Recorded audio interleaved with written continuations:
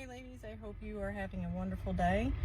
I am in the car line again, and obviously I have a lot of time when I'm in the car line, and it brings out your thoughts. So I was just going to bring up something that has happened recently with me and my household, and just wanted to talk about it a little bit. So my daughter, she is 7, and my son Caleb, he passed away years before she was even born, and definitely years before she would even understand that she has a brother that's in heaven.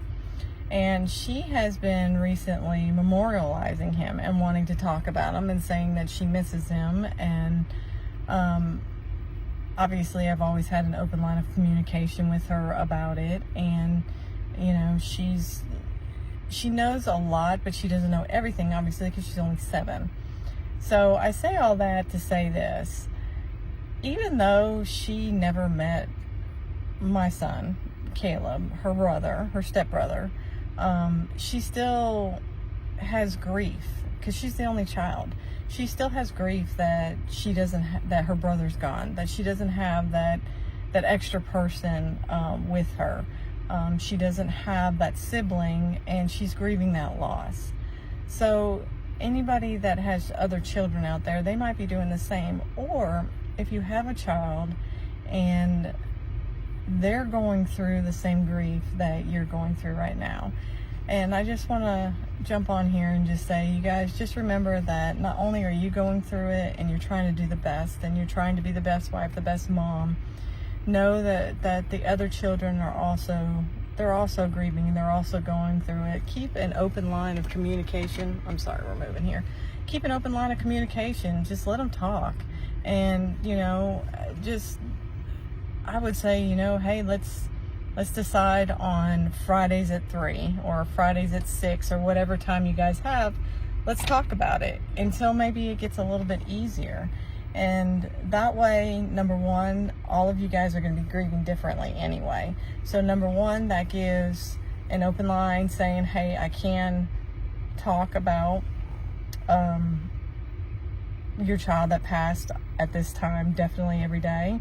It also lets everybody see where everybody's at, because your children are going to grieve differently than you, and you're going to grieve differently than your husband. And it's not to say that one person is grieving worse than the other. It's just that's the way we are and the way that society has made us out to be. Believe that or not, but men usually hide a lot of their feelings. Kids don't know what to do. They don't want to upset you, so they don't know what to say. So making that time where you guys all sit down and say, hey, we're going to talk about it at this time. And then as time goes on, if you don't need it, you don't need it. But I think everybody has this fear of talking about their child, and the only way to move towards your future is to still have your child in your future. You're not gonna, there's this fear that once your child dies, you're gonna forget them and they're gonna be gone, but they're not. They're always with you. And I know I'm not saying like spiritually they're always with you, but they're always a piece of you. So you need those times where you can talk about your child, where you can honor your child. And by something as simple as the family sitting down and, talking about the child at a specific time can honor your child. And then, like, obviously the people get necklaces. I have a necklace, I have a ring, I have a picture of my son up. I also have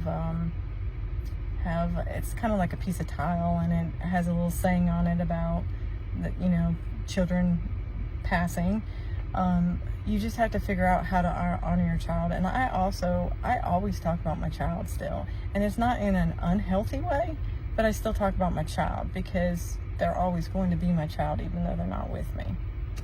So that was just my thoughts, and let me know below what you think. What's your fears? What are your fears about your child passing? Because fears can be the same or they can be different from everybody else's.